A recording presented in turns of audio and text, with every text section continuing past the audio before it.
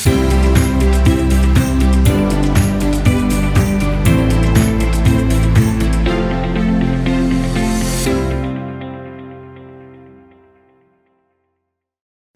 esu svečiuose pas Hands on Press.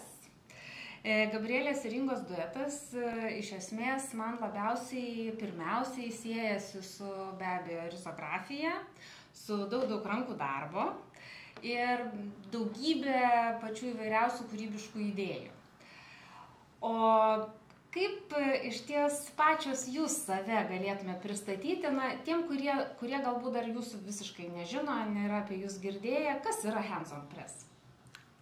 Tai mes turbūt kaip visur prisistatom kaip analoginės spaudos ir savilaidos spaustuvė. Tai labiausiai ir fokusuojamės į šitas dvi sritis.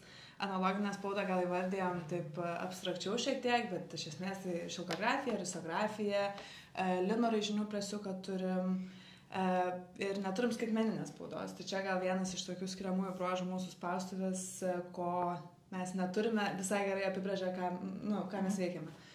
O savilaida tai tiesiog maža tiražai, kažkokie leidiniai, menininkų kūriniai, gal Inga turi papildyti kažką. Tai dar prie analoginių spaudų dar užsiimam ir knygrišybą, ir dizainu, tai atrodo, kaip ir toks labai natūraliai susidėlioja mūsų bendras paslaugų toks kaip ir komplektas, nes labai mėgstam dirbti su knygomis ir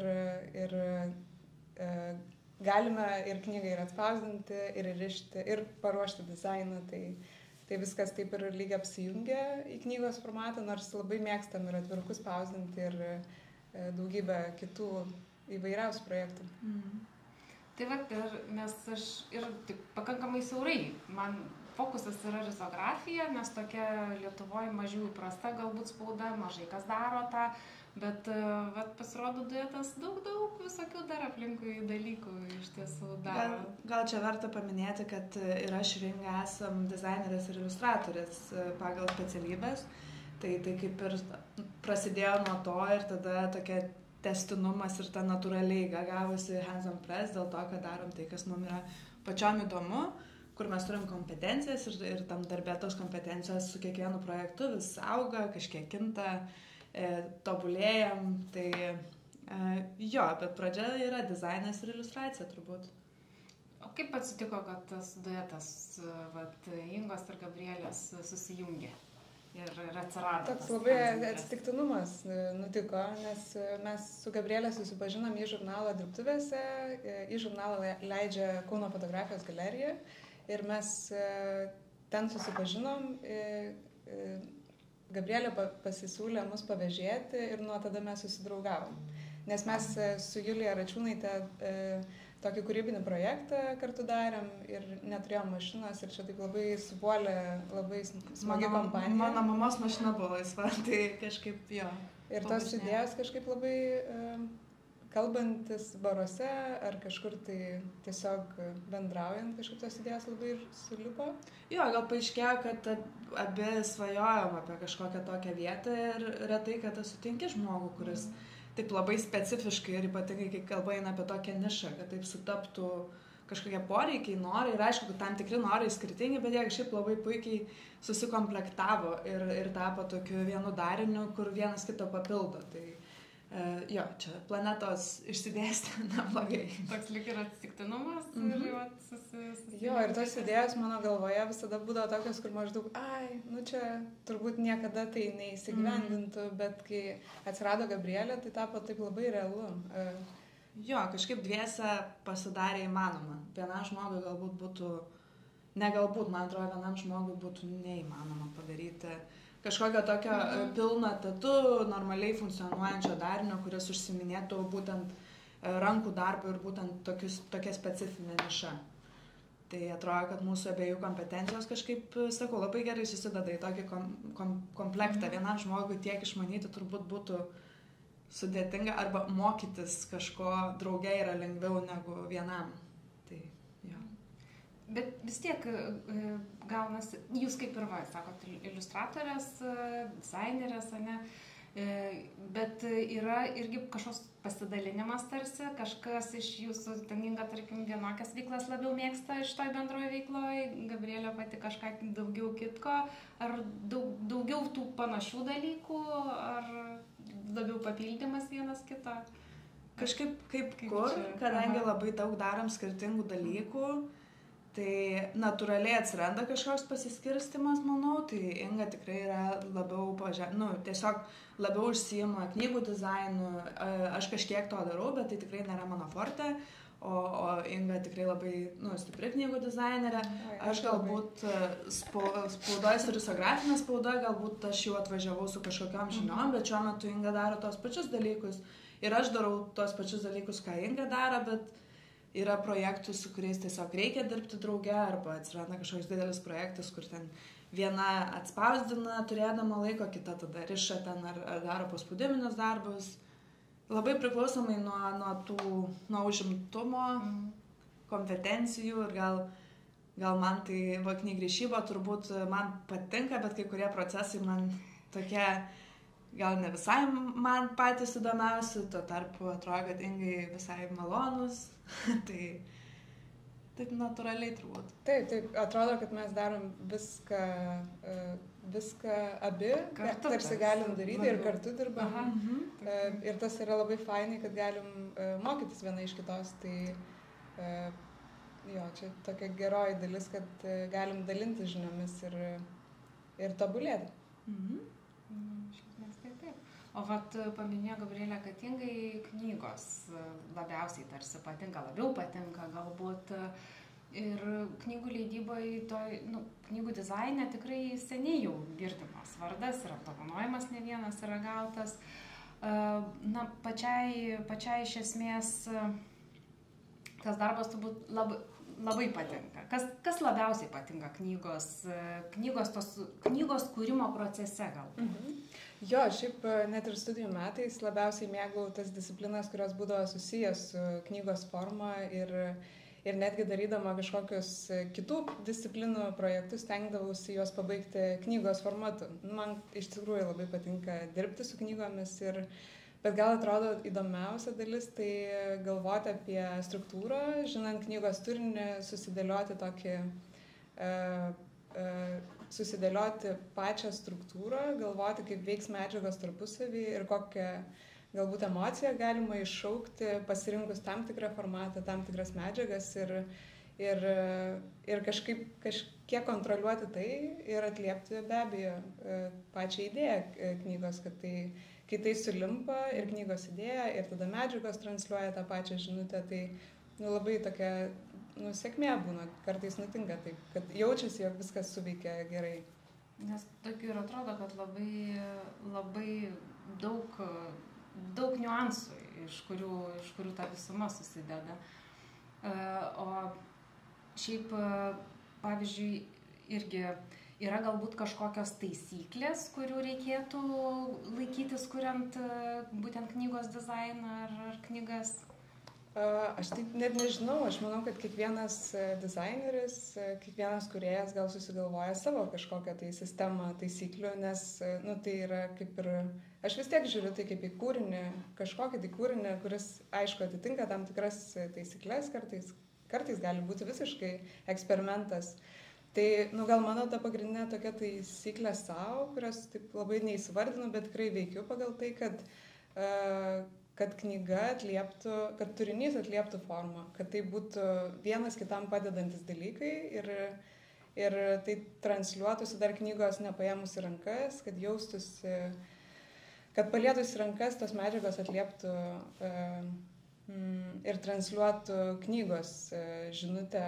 Ir o šiaip tokių techninių taisyklių yra begalė, kurios labai svarbios yra ir daugybė žmonių prisideda prie galutinio rezultato, kai knyga jau gimsta ir galima ją paimti į rankas, tai čia ir dizaino, ir šriftų taisyklės, ir failų parengimas spaudai teisingas tam tikram popieriui, ir teksto redakcija, be galo daug žmonių ir jie visi yra labai svarbus, kad knyga galiausiai suveiktų mes čia su Gabrielė esam labai jautrios teisingai popieriaus krypčiai, tai stengiamės visiems transliuoti ir pasitikrinti iš antro karto, kad tikrai viskas būtų gerai. Tai tų taisyklių yra visai iš tikrųjų, kurių reikėtų laikytis ir kurių nesilaikant gali tiesiog knyga būti netokia patogi, netokia maloni. Mes čia kalbėjom apie limitacijas praeitą savaitę visai nemažai, kaip mūsų kažkokį dizaino sprendimų vieną iš pagrindinių gal punktų irgi, tai tam tikros ten risografija turi daug limitacijų kažkokių spaudos, ten spalvingumas, popieriaus gramatūra ir panašiai. Tai atrodo, kad čia gal ne taisyklė, bet irgi kažkaip įsipina į tą pačią temą, kad labai daug dizaino sprendimų gali būti padiktuoti kažkiek, bandant kūrybiškai apeiti ir panaudoti tas limitacijas ir panaudoti jas kaip kažkokį privalumą, netrūkumą kūryboje. Ir tada gaunasi kažkoks dar kūrybiškesnis ir įdomesnis leidinys, bet tai ateina ten tiek dėl popieriaus krypties, kur bandai ekonomiškiausiai išnaudoti visą popieriaus lakštą, ten, arba jo kažkoks formatą pasirenki, kad viskas būtų tvarkoje ir neišmestum labai daug popieriaus. Tai jos spalvingumas, risografija ir šilkografijos, tarkim, spaudai irgi yra daug limitacijų, bet atrodo, kad visą tai mums diktuoja, mes nesijaučiam suvaržytos, mes kaip tik jaučiamės ganėtinai laisvai, jau kai žinom jas, kai žinom, kaip apeiti, kaip jas panaudotis įdomesniam kažkokiam produktui arba rezultatui. Tai čia aišku yra ir prabanga, kad turim tą įrangą ir mes galim vienoje vietoje sugalvoti kažką ir tai išsitestuoti pačios, neprašant dar kažkieno papildomų paslaugų. Tai jo, čia privilegija yra, tad labai smagu, kad taip galima daryti.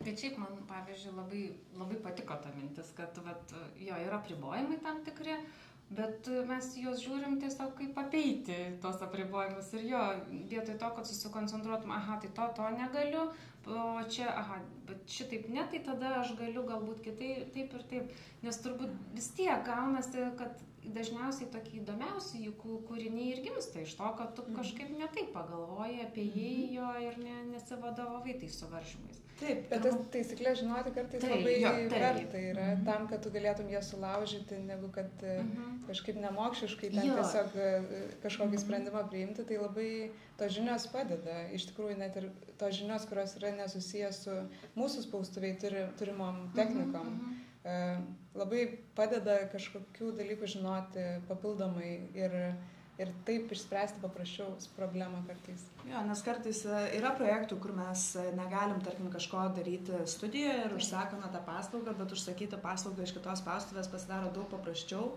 kai procesą maždaug žinai ir kai gali konkrečiau ir spaustuvės paklausti, ko tau reikia. Galbūt taip sunkiau būtų nežinant tų procesų ir kaip tai veikia.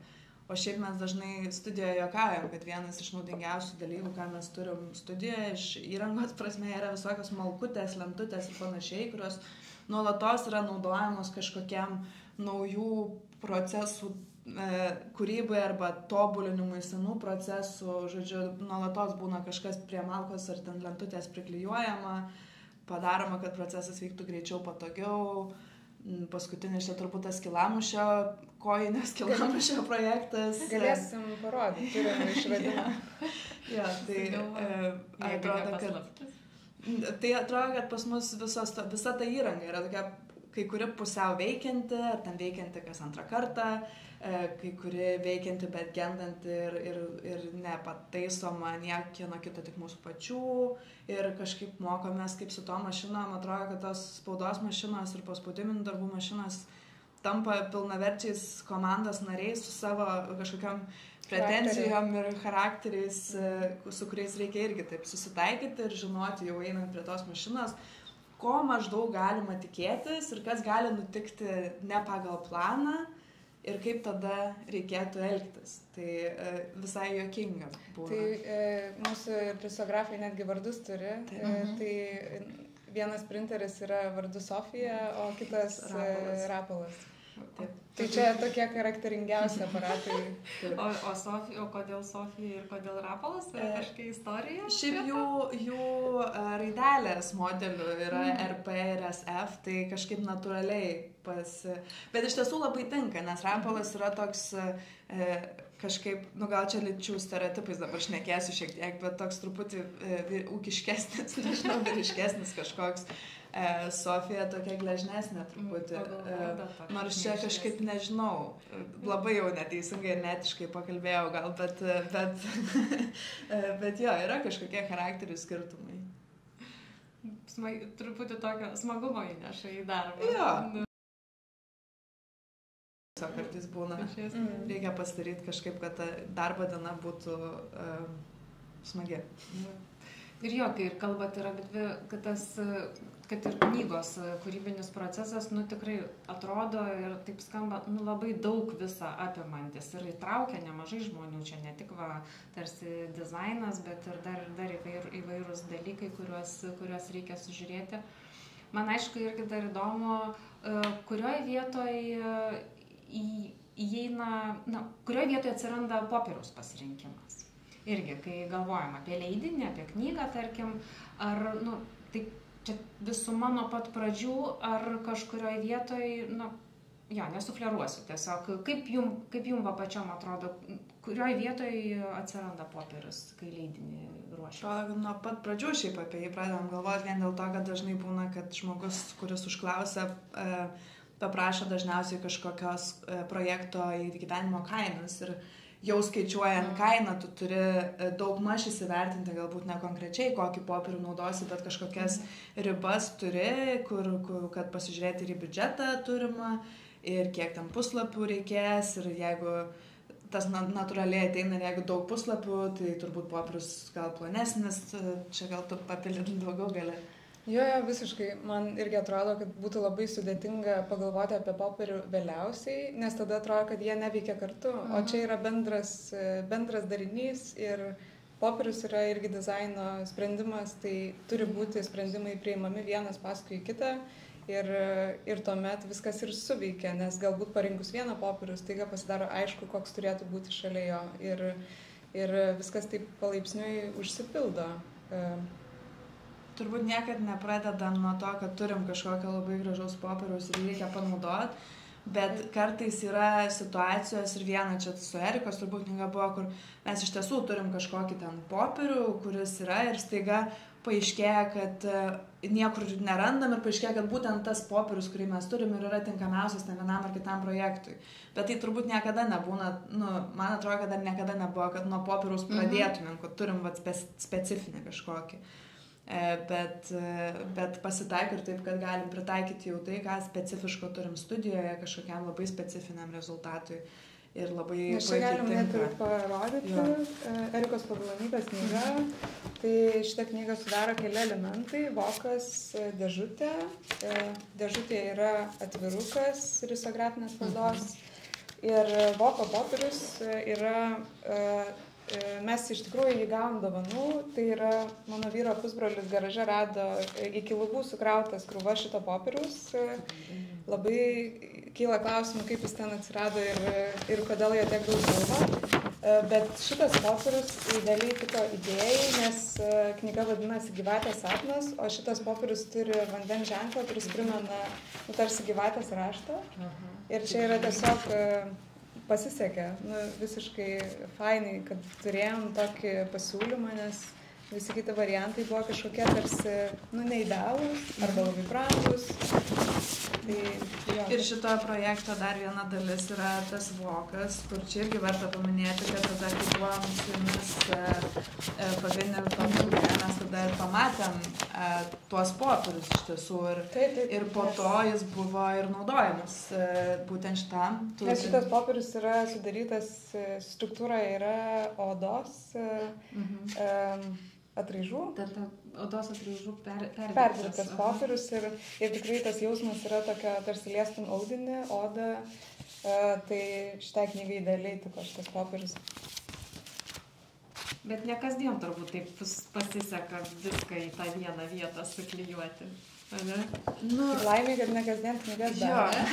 Jo, bet kažkaip ilgainiui turbūt vis tiek, taip žiūrint į visus projektus, neatsimenu nei vieno, kuriame reikėtų kažkokį priimti kompromisą, kuriuo būtumėm nepatenkintos, nes gal čia Kirtimų ta knyga yra geras pavyzdys, kur buvo pasirinktas toks popieriaus viršelį, kuris galbūt jo antra pusė ne visai, čia irgi Ingos dizainintas projektas, tai nežinau, aš kalbu apie jį, bet, bet ta kita pusė tokia blizgi ir balta buvo ir labai smagu, nes mes studijoje galėjom tuomet uždėti šilkografinį spaudinį ir jis tapo irgi toks tekstūrinis ir kažkaip labai puikiai susikalbėjo. Ir atrodo, kad net jeigu tas popierius galbūt buvo ne visiškai toks, kokio ten labiausiai norėtųsi nuo pat pradžių, galiausiai tas rezultatas buvo tik praturtintas. Bet va šiuo atveju tai tokie nutikimai, kur, pavyzdžiui, šiuo atveju buvo apibrėžtas biudžetas labai stipriai ir mes ieškojom tiesiog variantų, kuris atlieptų idėją, finansiškai tiktų ir dar gražiai kažkaip tai atrodytų.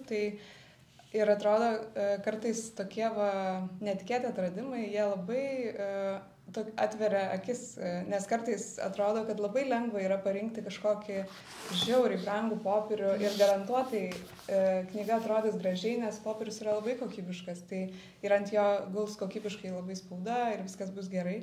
Bet labai smagu, kai netikėtai nutinka kažkokie atradimai. Iš kažkokio labai paprasto, pigaus varianto galima išspausti iš tikrųjų labai daug.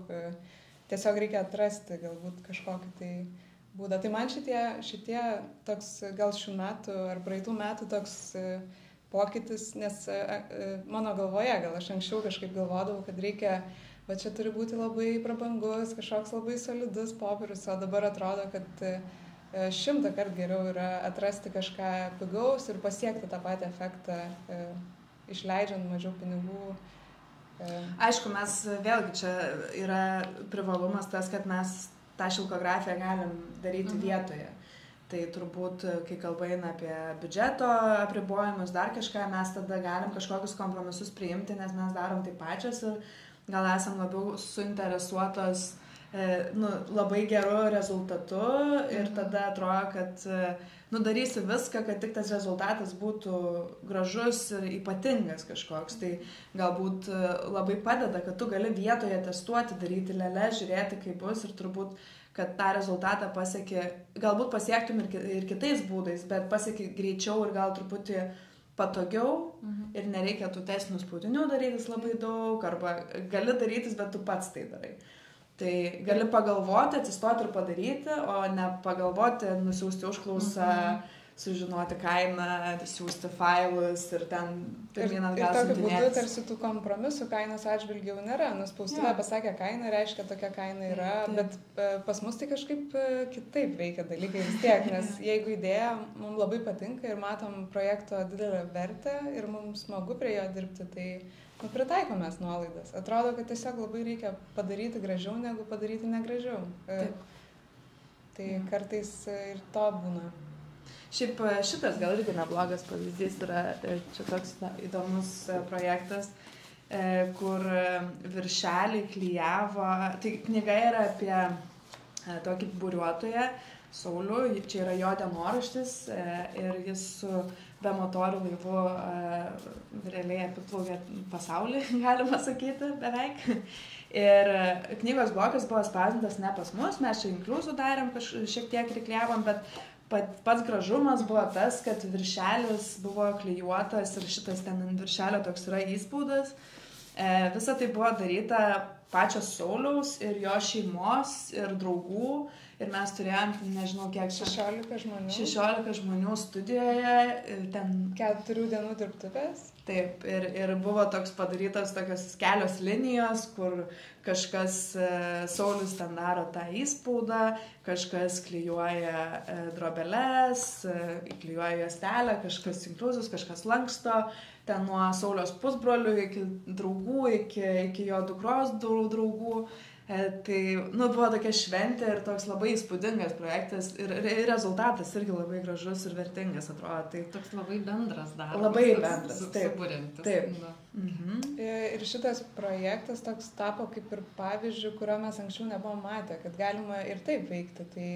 Tai pamatėm, kaip veikia nuostabiai šeimos prisidėjimas ir papildomos rankos, kurios žmonės džiaugiasi ir susitikė tiesiog pabūti kartu, padirbėti kartu.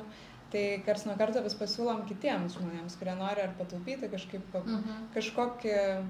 nori kažkokio kitokio rezultato ir tada mes pasiūlom, kad gal visai jūs čia turit papildomų rankų ir gal norėtumėt kartu padirbėti. Pas mus gal ir tie žmonės, kurie ateina, yra, dažnai būna labai įdomus ir jiem patiems yra smalsu kažką išmokti, tai jie turbūt tai žiūri irgi kaip į kažkokį dirbtuves vos ne, kur tu išmoksti kažko naujo ir kur jiem įdomu, jeigu ten surištas leidinys yra, tarkim, Vilnos siūlų, nes tai atliepia idėją, nes leidinys yra apie rezidenciją ir avis, tai turbūt tai netiktų visiems, bet mūsų kontekste tų žmonių ir tokių projektų nestandartinių pasitaiko nuolatos. Tai mes tada ir galim daryti visokius tokius keistesnius, gal keistesnio formato dirbtuves kažkokias. Bet taip skamba, kad ir, iš tiesų su kiekvienu leidiniu jūs labai tarsi asmeniškai susiję, labai tame būnat. Ir turinį, žinot, suprantu, net ne iš to, kad perskaitot galbūt turinį ar perverčiat, o tiesiogiai iš leidėjo, autoriaus ar kas bebūtų, iniciatoriaus knygos. Nes dažniausiai mes ir susitinkam būtent su tai žmonėm, kurie, aišku, būna projektinių, bet vis tiek tu susitinki su žmonėmis, kurie rašo projektą, ten tarkim, iš kažkokios įstaigos ir jie, kadangi rašo tą projektą, jie su to projektu irgi yra susieti ir jie labai jį jaučia ir įsigilinę ir tada kažkaip, kai matai žmogų, kuris tokiam aistringom akimi kažką žiūri, labai lengva pačiam užsikrėsti tuo, nes čia turbūt su šitu projektu, su Sauliaus knyga, tai buvo tokia, man tai ten magiškas procesas atrodė ir aš negalėjau patikėti, kad tokia didelė krūva žmonių, tokių visaip unikalių, kiekvienas savo skirtingas, unikalus, bet jie drauge tokia ypatinga kompanija ir jie tada ateina čia ir tu tada kažkaip natūralu tada taip įsijausti į tą projektą ir taip jį pajausti ir kažkaip sirgti už jį, kad tikrai jis ir kiekvieną kartą atrodo džiaugtis. Vat vakar ėjom viešosios bibliotekos archyvų ekskursija buvo ir lentynoje pamatėm šitą knygą archyvų ir irgi taip smagu buvo, tiesiog kažkaip, kad ir tu kažkiek prisidėjai, bet ir kad ta knyga yra kažkur toliau negu studijos durys arba ten autoriaus kambarys. Ir be to, kad vis kitiem darot knygas, ateina pas jūs užsakovai įvairūs, kaip suprantu, būna ir savilaidos dalykų. Tai, Gabrielė, kas čia per projektas, kaip čia gimė jisai ir tik tai būtina dar paminėti, kad ir apdovanojimą šiemet gražiausios knygos konkursą gavo. Taip, labai smagu. Labai džiaugiuosi. Tai aš čia viskas prasidėjo turbūt nuo kultūros tarybos projekto stipendijai ir tai buvo idėja ir projektas parašytas, kad gauti tą stipendiją ir tada viskas išvirto į knygą. O knyga yra apie Žemuogių gatvę, tai gatvė, kurioje gyvenu. Ir man labai pasisekė, nes Kauno miesto muziejininkė Deimantė Kondrataitė parašė tokį tekstą, nes irgi gyveno toje gatvėje, tai ji parašė tekstą apie kiekvieną iš namų ir jų gyventojus. O man šitas projektas buvo daugiausiai turbūt apie tai, kaip būtent išnaudoti visas studijos galimybės iš dalies, išmokti kiek galima daugiau bekuriant ir tada, kadangi tos visos galimybės čia yra ir dar pašonėje žmogus, kuris tikrai gali ir patarti ir kažkiek tiesiog labai gerų įžvalgų duoti, tai tiesiog pasinaudoti tom visom galimybėm ir padaryti kažką tokio nestandartinio, ne visai žinant gal ar čia kažkas išeis ar neišeis. Tai gal ta pradžia yra turbūt, kur ir prasidėjo, tai nuo labai, kadangi gatvė labai trumpa, pasirodė, kad labai smagu būtų ją išpiešti. Tai visa išpiešta ir ją galima išskleisti. Čia truputį pavojinga tai daryti, bet ji gaunas labai ilga. Gaunasi beveik 4,83 m knygos. Tai pirma dalis čia yra dar įsiūtas toks bukletas su muziejininkės tekstu, o kitas yra toks iliustruotas leidinukas apie mano jau, kodėl aš tą knygą padariau, gal paaiškinimas. Ir norėjusi, kad ta knyga būtų visa drauge, tai ta struktūra tokia labai nestandartinė turbūt ir čia kurta taip kaip puzlė dėliojant truputį taip irgi per limitacijas kažkokias, nes jeigu popieriaus ten matricos didelis lapas yra, ten neatsimenu jau, kuris ten tas standartinis formatas, bet pagal tai kažkiek derintas, kokie tie viršeliai turi būti, koks tada ilgis galėtų būti. Rišimas irgi darytas toks eksperimentinis, čia siūta siuvimo mašina, tai tam, kad būtų tvirta ir kad tikrai laikytųsi ir tas siūlas dar kaip dizaino detalė, kad būtų. O jo, viršelis spausdintas šilkografija, šitas vidus puslapis spausdinti risografija. Tai iš esmės absoliučiai visi procesai buvo daromi studijoje ir galiausiai dar, kai buvo šita dalis jau taip lėlė pasinarius pamatyta, Inga labai gerą davė pasiūlymą dar padaryti tokį kaip antrą viršelį, kuris šiek tiek viską apjungtų ir apsaugotų galbūt ir šitą nusiūtą nugarėlę. Tai vėlgi, šitas popierius iš tiesų yra pasirinktas po mūsų vizito į Fabino fabriką. Ir čia irgi yra, mes ten tada lauktuvių gavom tokius užrašinės tokias. Ir jos buvo įdėtos į tokį voką, kuris buvo padarytas iš šito popieriaus. Ir jis labai tiko gramatūra, minkštumu ir spalva. Ir kažkaip, labai tiko viskas. Tai buvo pasirinktas šitas, o viršelį naudotas matricos popierius, nes jis labai tą spalvą tiko šiaip. Ir vėlgi gramatūra irgi, ir šiaip man jis labai patinka. Jis labai dailus. O vidui iš tiesų tai mes turbūt esam tokios ištikimos fanės Munkeno popierių. Tai daugiausia studijoje spausdinam ant Munkeno Piuro ir Piurofo. Tai daugiausia čia padiktuota technikos, nes risografai skaniausiai kažkaip valgo šitą popierių ir neturim problemų. Tai... Nors kartais tenka patestuoti kitų popierių. Ja. Čia toks standartas. Tai vat, čia apie šitą tai turbūt tiek. Tiesiog buvo labai įdomu dėlioti ir labai, toks žaismingas procesas, kur nieko nesitikint visišką kūrybą, retai kada pasitaiko tokių. Čia dar norint pasidžiaugti iš tų mūsų duetų, nes karts nuo karto pačios tarpusavį pasidžiaugiam, kad kartu esam ir kad turim studiją ir galim daryti darbus, kuriuos mes pačios norim daryti. Ir čia yra nuostabu, kai tau nereikia kažkur iš skirtingų miesto kraštų bėgioti, ten apsipjauti, susiūti, atspausti, o viską galima daryti vienoje vietoje. Tai labai smagu, kai taip pavyksta. Jo, čia turbūt asmeninių projektų visame šitame kontekste, tai tada tie dizaino sprendimai iš tiesų labai jau kyla iš tų. Tu aiškiai žinai, ką čia galima padaryti ir kad formatas tada jau yra tikrai ten ribotas, jeigu risografus spausdini, ir tada jau yra dar daugiau tų kažkokių gairių, gal neribojimų, bet gairių, ir tas dizainas jau tikrai tada labiau gimsta, bent jau šitos knygos, tarkim. Jo, ir tas ribas žinant, galima jas tada apeiti ir kažkaip sukombinuoti dalykus, kad vis tiek pavyktų padaryti tai, ką norisi padaryti. Tai jo. O jeigu kažkas nepavyksta ir tai yra asmeninis projektas, tai irgi nėra labai baisu. Tik jūs ir žinot, kas ten pavyko, nepavyko. Jo. O be tų dar leidybos duetų, čia kaip tik pasakėjai apie stipendiją ir kažkaip prisiminiau, praeitais metais irgi turėjo tokią įdomesnę patirtį, rezidentai vadinasi, ne? Turėjot žmonės, kurie atvyko pas jūs ir irgi čia vyko veiksmas. Kokia, ką iš tos patirties galbūt įdomesnio tokio pasisėmėt, kuo jums pačiom buvo įdomi tie susitikimai, ta veikla? Mes turėjom porą rezidentų.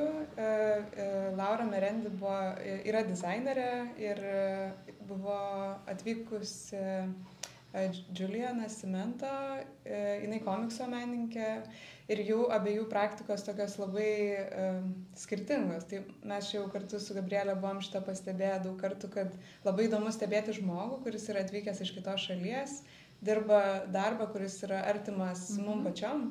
Ir taip pat stebėti, kaip tai veikia, kaip žmogus nuo idėjos sugalvojimo iki galutinio produkto, kaip veikia tas kūrybinis procesas, kaip veikia problemų sprendimo būdai kažkokie atsiranda ir jos abi turėjo jos skirtingus. Tai buvo labai įdomu šitą stebėti. Nes mes turėjom, jos buvo viešėjo pas mus po 2 mėnesius, tai per tos 2 mėnesius tu visai neblogai gali pažinti žmogų, pamatyti jo kažkokį kūrybinį procesą, tiek ten kaip galvoja apie kažkokį konceptą, nes rezidencijų rezultatas, kaip ir buvo lūkestis rezultato, buvo leidinys autorinis. Tai abu leidiniai labai skirtingi, abiejų dizaino procesai labai skirtingi. Viena rezidentė tokia gal labai perfekcionistė, tarkim, ir labai taip žiūri į detalės ir kiekvieną detalę apgalvoja, kita tuo atveju kiekvieną detalę labai apgalvoja, yra perfekcionistė, bet ta kūryba vyksta labai taip laisvai ir plėšant popierių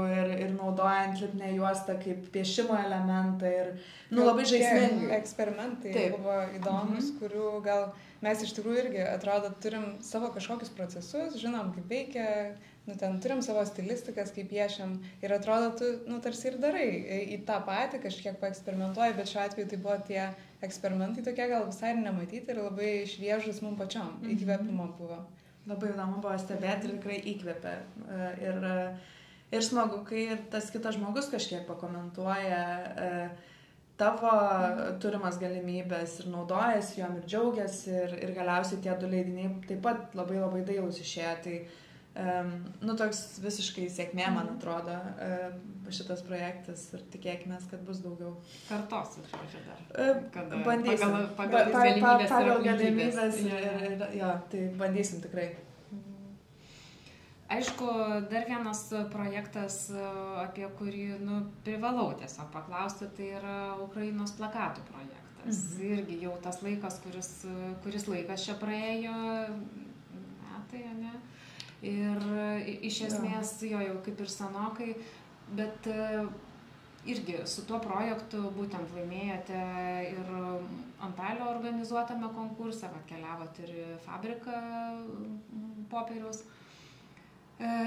Idėja visiems iš tiesų patiko ir buvo ir aprašymų tų, bet dar vis tiek perklausiu, kas galbūt ar negirdėjo, ar nežino, kaip gimė idėja, kad tokiu būdu galima Ukrainai padėti, kaip gimė ta plakatų idėja, ar jinai jau, tarkim, baigtinė, gal dar tęsiasi?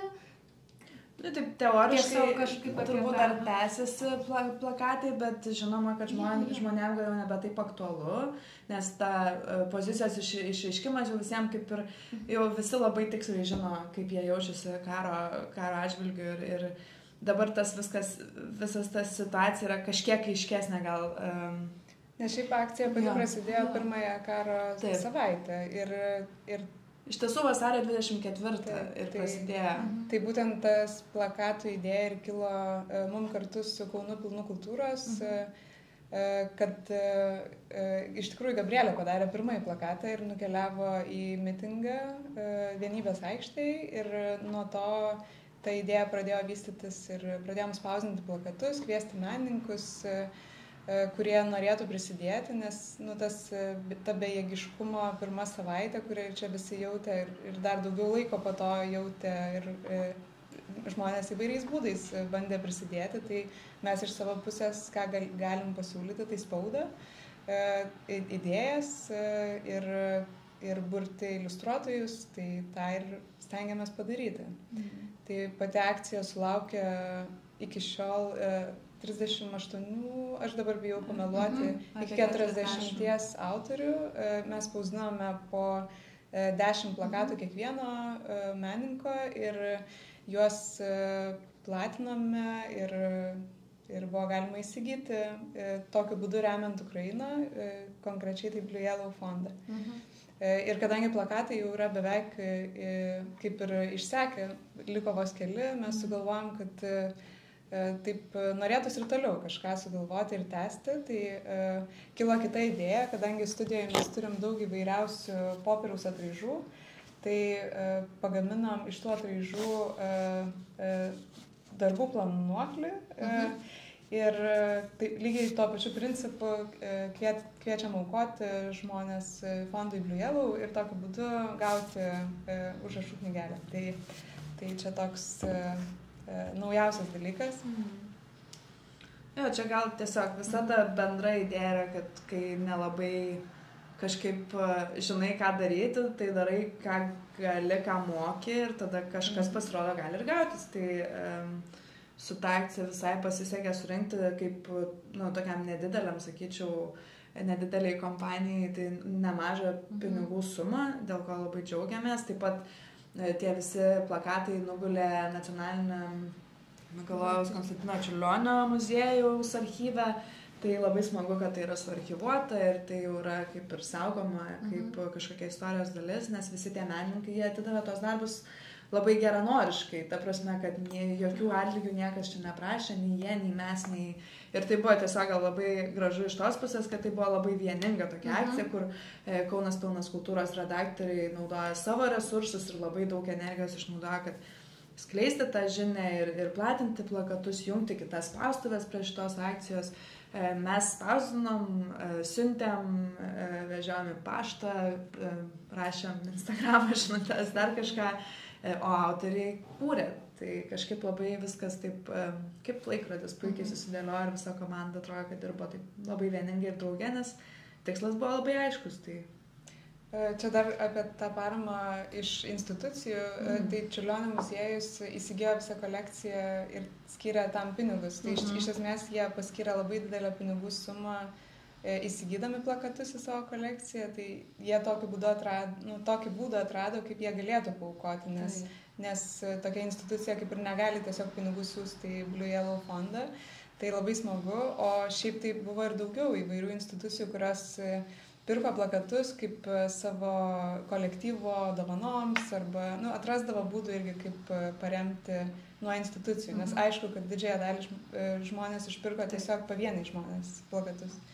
Bet buvo visai nemažai institucijų įsitraukimo. Tai teismas buvo paskambinęs mums, tai ten gal ne šitie plakatai jau ten nugulė, bet buvo kuriami kiti plakatai jų vitrininiam langam. Tai atrodė, kad ta visa akcija kažkaip jų taip šakojasi, augo ir galiausiai nebebuvo, kad ten tik pas mus viskas vyksta, tai tiesiog perėjo į kitus procesai pasikeitė, padidėjo ir išsiplėtė ir ta akcija tiesiog keliavo savarankiškai ir buvo pasiskirstę po visus miestus, tai šitas labai smagu. Bet man ir ta istorija tai toks ir atrodo, ką gali padaryti tiesiog viena tarsi idėja, lyg ir paprasta idėja ir tada tas siekimas bendro tikslo, kai apjungia daug žmonių ir tada jinai tiesiog įsibėgė ir, kaip sakai, jau nebe tik čia, jau čia kažkur visur ir savarankiškai vyksta veiklos. Tai tas šiaip irgi labai, labai smagu. Ir klausau ir tas ir anas ir toks, kiek daug visokių veiklų. Yra tai toks, sakyčiau, pabaigai klausimas, o tai kaip jūs viską spėjot? Nespėjom. Nelabai spėjom. Idėjų yra, dar daug ko nespėjom įgyvendinti, bet aš nežinau, šiaip atrodo, kad mes tiesiog labai mėgstam savo dalykus, mėgstam tai, ką darom ir laiko neskaičiuojam. Tai kartais ir prieš miegą dar kažką ten padarom ir kartais gal ir atsiranda ten iš pavakarės dar kažkokių rezultatų. Bet... Gal pritrūksta šiek tiek laiko, gal daugiau saviems kažkokiems. Vat norėtųsi daugiau turėti laiko saviem projektam, energijos gal, bet čia tiesiogiai susiję dalykai. Bet turbūt, kad dėl to nėra per daug liūdna, nes projektai, su kuriais dirbam, nėra nuobodus ir iš dalies kažkiek ir mūsų. Tai, o idėjų, tai turbūt, kad jeigu būtų daugiau laiko, mes turbūt vis tiek nieko nespėtumėm, nes netrūktų, nes mes darome dar ir parodas Lango galerijoje ir kaip kažkoks menininkų kolektyvas dar funkcionuojam dviese ir, ta prasme, yra daug visokių šakų, kurias mes sugalvojam net ir to laiko, kai nėra, vis tiek prisigalvojam dar kažkokių smagumynų šiaip ar taip. turbūt čia toks tiesiog. Ir tas linksmumas kartais užveda daryti daugiau. Tai smagu, kad neužsinuobodžiaujam, gal kartais ir to būna, bet tie tokie linksmi papildomi projekčiukai, kuriuos su Gabriele darom atskirai, tai papildomai jau dar nuo studijos, tai jie irgi užkuria kartais dar padaryti daugiau. Jo, monotonijos nėra čia pas mus. Taip ir netrodo visai. Tai va. Nu tai ką, tai ačiū labai už pokalbį.